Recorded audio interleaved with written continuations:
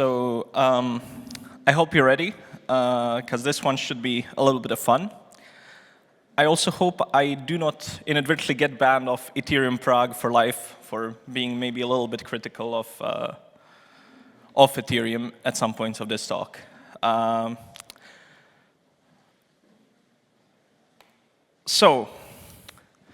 Fugazi, it's a wazi, it's a woozy, it's fairy dust. It doesn't exist. It's never landed. It is no matter.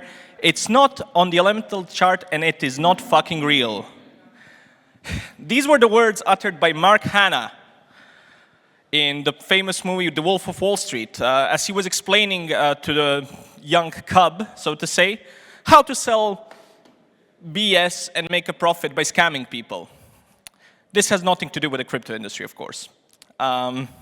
Because I do not agree with this. I think we can find alpha, I think we can find good projects, and I think we can actually do it well. And I will be answering the question how. But first, a little bit about me. TLDR, I did a bunch of things. Currently advising Cyber Capital, which is the oldest crypto full exposure, spot-only hedge fund in Europe, and maybe in the world if we outlast like one more. And I'm reading Source, like my life depends on it. Outside of work, I have a toddler, and I really love trains, bikes, and hiking. So, inspired by Dr. House, of course, today I will tell you the story of 3 projects and let you make your own conclusions to how these may end.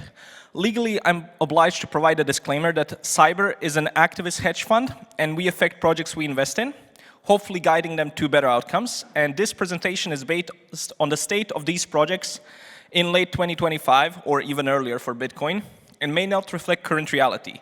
And of course, none of this constitutes investment advice. So, disclaimers out of the way, let's get into it. Bitcoin. Have you heard of Bitcoin, guys? It's the first decentralized cryptocurrency. It's based on free market ideology, and it was invented in 2008 by an unknown person who published a white paper under the pseudonym Satoshi Nakamoto. Not this guy. Use of Bitcoin as a currency began in 2009 with the release of its open source implementation. If you fast forward another, let's say, 3-4 years, Bitcoin was reaching the limits of its throughput in 2012, 2013. It had 1 block every 10 minutes with 1 megabyte blocks. And the block size debate that many have heard of is often framed as a technical disagreement over the single parameter, the block size. But I consider that framing quite incomplete, actually. You see, Cyber was investing in BTC at the time, and they needed to make a decision. What was visible at that time was a clash between 2 economic models. Constrained block space that leads to high fees and layered scaling, so layer 1, layer 2s, versus expanded block space aiming for base layer utility, high capacity, highly scaled individual blockchain. More importantly, this exposed something deeper, how Bitcoin governance works in practice through control of code, repositories, and narrative. And if you were paying attention to GitHub activity, mailing lists, and who controlled merges, you could see where this was going. Here's how. You see these guys? I hope none of them are here. So by the midpoint of the debate, a majority of key contributors to Bitcoin were employed by a company called Blockstream. This is ancient, but Blockstream was a for-profit company whose business model centered around second-layer solutions, like Lightning Network. Those solutions are only valuable when the base layer becomes constrained. This leads to a very clear incentive structure. Small blocks equals congestion. Congestion leads to high fees. High fees lead to a demand for L2s, and L2s are the cake. And this was observable at the time. These guys were all eventually employed by Blockstream. The first and the last guy here had repo control. They could merge directly. They could write directly to the main branch in the Bitcoin main repos. And the roadmap direction was clearly changing. Greg, Matt, Jorge, Mark, Patrick, Warren, Adam, and Peter. Now, this was quite divergent from the original idea of Bitcoin. Satoshi Nakamoto, in a forum post, wrote this. I'll let you read it while I talk. And Blockstream was more or less working on not scaling Bitcoin, which was against Satoshi's original wishes.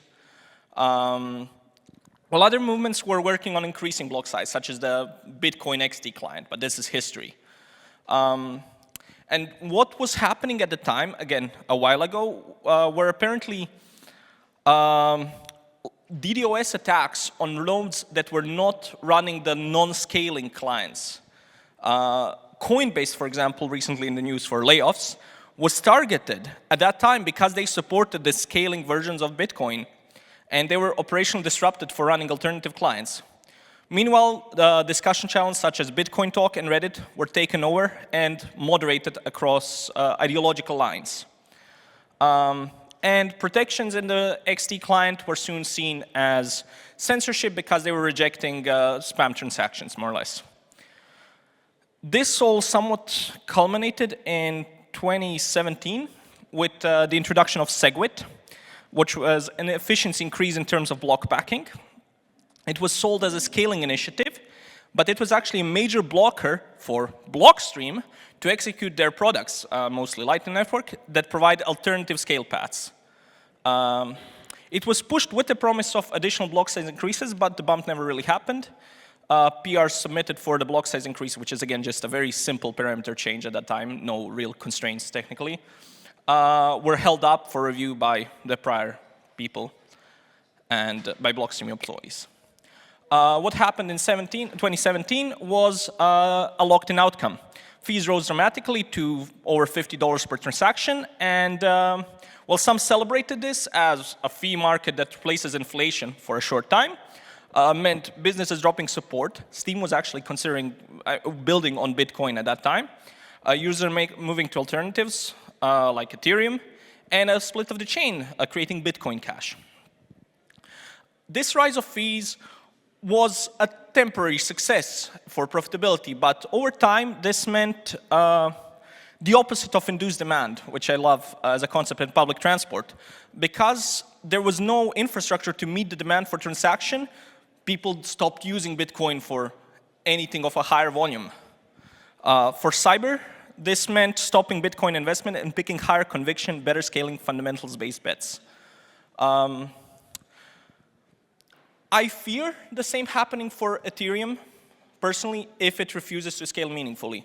I'm hoping the new mandate will include serious scaling efforts. So this is the story of Bitcoin scaling. And this is how Bitcoin was manipulated. The second story is about marketing presentation.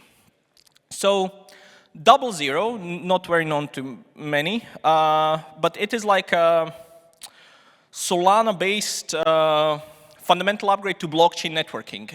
If you are familiar with networking principles, it provides access to private backbone, which means faster, lower latency, fiber optic links between data centers, between continents, etc., that are not part of the public internet that you would normally use. More or less a VPN service, but very, very advanced and very fast. And they have a nice pitch. We reduce latency, and that's why people love us. We improve global distribution, making Solana less centralized, and we capture that value via a 5% fee on validators. And I looked at that, and I was like, okay, this sounds very something-y. I wonder what's actually in the background. So what was in the background? Well, the first step was an, let's say, market sanity check. Megaport is a huge company that does more or less that thing with 11,000 access points across the world, and it has a $1.5 billion weird dollars market cap.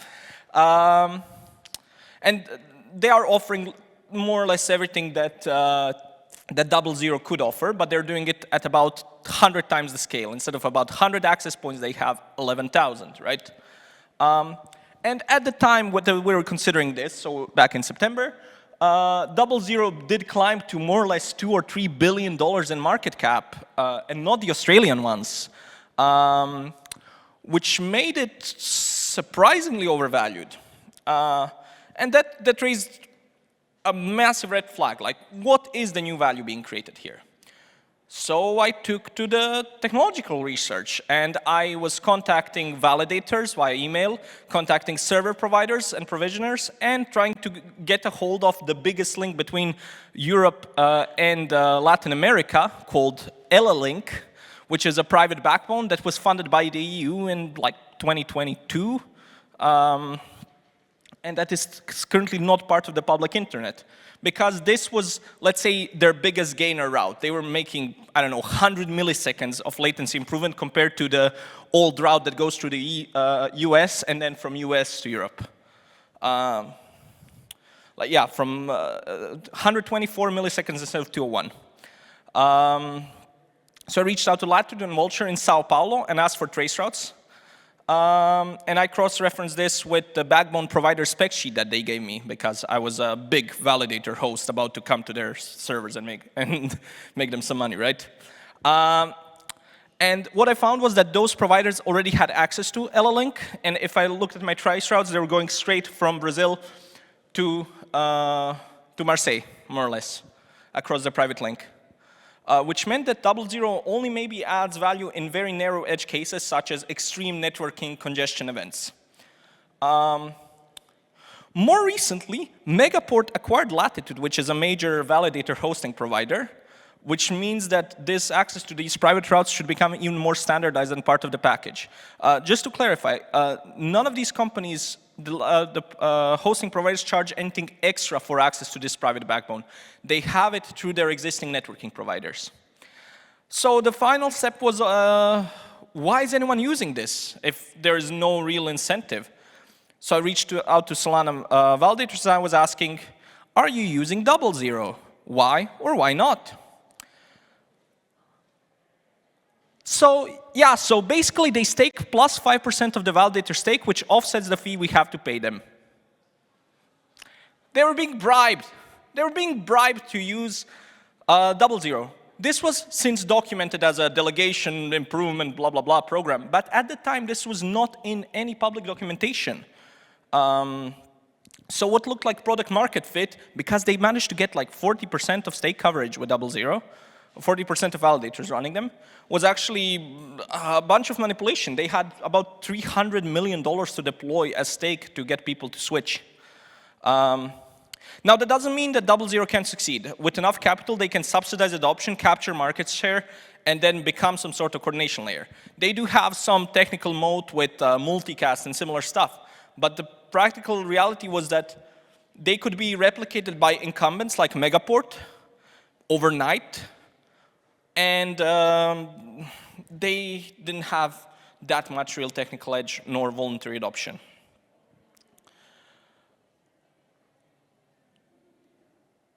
The third one, hyperliquid.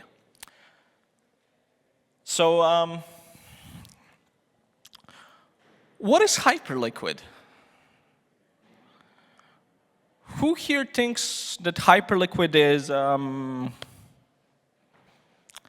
fully on-chain order book? Show of hands.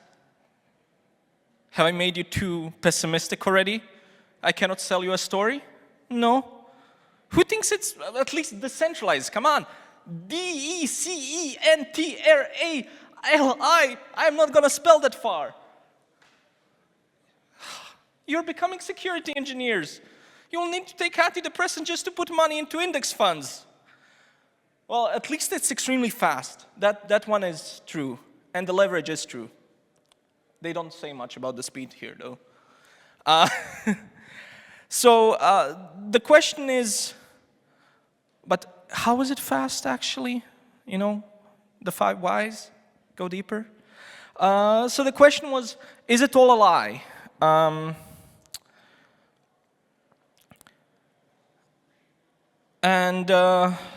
Yeah, Hyperliquid the Speedy. I opened their GitHub repo. there's no implementation. What you find is, well, nothing. Docker file, license, README, other README, Docker compose, pub key. A link to download a binary, minimal documentation, and some instructions how to run the node, but not how it works. That already is a major signal. It's literally a closed source project, right?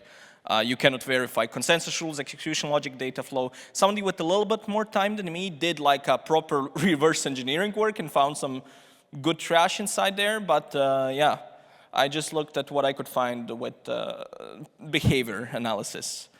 So this was definitely not a gossip-based simple infrastructure. I read through this, and there's a lot of detail. It's a very long README, and I found a few things. Okay, so precompiled binaries, only Ubuntu 24.04, sure. For lowest latency, run the node in Tokyo, Japan. Huh, why? And to avoid jailing, it is recommended to achieve 200 millisecond two-way latency to at least 1/3 of validators by stake. Huh. Why? And also, validator may connect up to 2 non-validator peers by specifying their IPs as sentry IPs. So it's a circle of validators, like 28 of them, that are all very close to each other because it's 200 millisecond two-way latency, and all of them can only talk to like a few other relayers, no direct contact with validators, sure. That's interesting node topology. This is not gossip-based architecture. This is not very open. But then came the Japan part. So I guess everyone must be in Tokyo. How centralized could this be? Especially combined with the protocol level penalties for not being in Tokyo. And it was very hard. The node requirements are insane. And I didn't want to try too hard, so I managed to contact Maria, who is a validator runner on Hyperliquid, and get them to give me a dump of their node state and node analytics and more or less plug into their existing reputation on the network. Because again, you cannot ping the validators and get this data directly. And what I found was, when looking at ASNs, that all the validators, all the stake, and all the recent blocks are in these few data centers, mostly in this Amazon one. All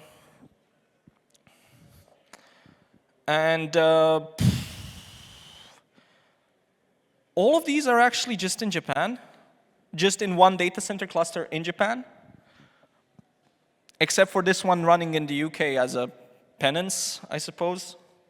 With, well, out of 500 blocks, they got 2 blocks, despite their stake being a little bit better than that. And they've been jailed for half the time. So yeah, penance.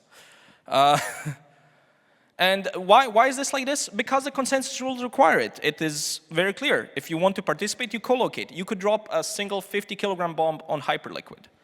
So okay, maybe it achieves most of its speed by being completely centralized within about 3 to 5 milliseconds of intra data server latency. But what about the rest of the claims? How is it so speedy? What about the insane TPS? It's just pumping blocks like 50 a second or something. Like the block time is nothing, and they're running at sub-millisecond processing times for everything. And this is where the real trash was found. So, understanding execution of Hyperliquid. On Ethereum, nonces are strictly sequential. If I submit a transaction with nonces 6 and 7, God, I did this to myself, the one with the nonce 7 cannot be executed before the one with the nonce 6 is. You cannot skip nonces, and all submitted transactions are visible and ordered. Hyperliquid has a very different, strictly increasing, not incrementing, a nonce structure, which means that if you submit 50 transactions, you can invalidate like half of them by just executing one with a higher nonce. And there's also some time-based mechanics. This enables speed. How? They more or less suggest they store the 100 highest nonces per address, and you can just submit more nonces to delete the old ones. So you can cancel all transactions by just putting more transactions in, or by putting transactions with a no-op or similar. But this is also telling you something. If you can cancel them by changing how the transaction works, that means that when you're putting in orders, because here we're talking about canceling orders very fast. Hyperliquid is a perp dex sort of situation. It is a trading terminal. That means that when you put in an order, who sees that order? If you're canceling it by canceling the transaction, that means the create order transaction is never executed, right? And that means insane MEV, probably. At least for the inner circle of 28 validators who are actually running the mempool. Because what I found was that all the transactions are mempool matched, more or less. You have this mempool, you have the order sitting there, you can cancel them at any time, and they sort of sit as long as they can before they have to be executed, and try to be matched within the mempool, which means that validators can MEV. This is how the speed is achieved, and this is how the execution of Hyperliquid is achieved. So it's all really an illusion. They did achieve some good stuff, though, just to say something positive. They did a very good infra split between the Hyper Core and Hyper EVM. I think that's good, because they put stuff that needs to be fast on its own execution engine, and they made an EVM one for whatever doesn't need to be fast. But a lot of what they're selling is actually very bad. And until about half a year ago or a year ago, it was actually also permissioned to make it even worse. So yeah, Bitcoin with many promises, twisted by perverse incentives. 00 promises infra, but is really not doing that so much. And Hyperliquid, the greatest hype ever, has a very, very, very ugly backend. That was it for me. That was the sort of research that I do. If you'd like to know more, I'm open to a chat. Here's my Telegram. Here's my LinkedIn. Do we have any questions?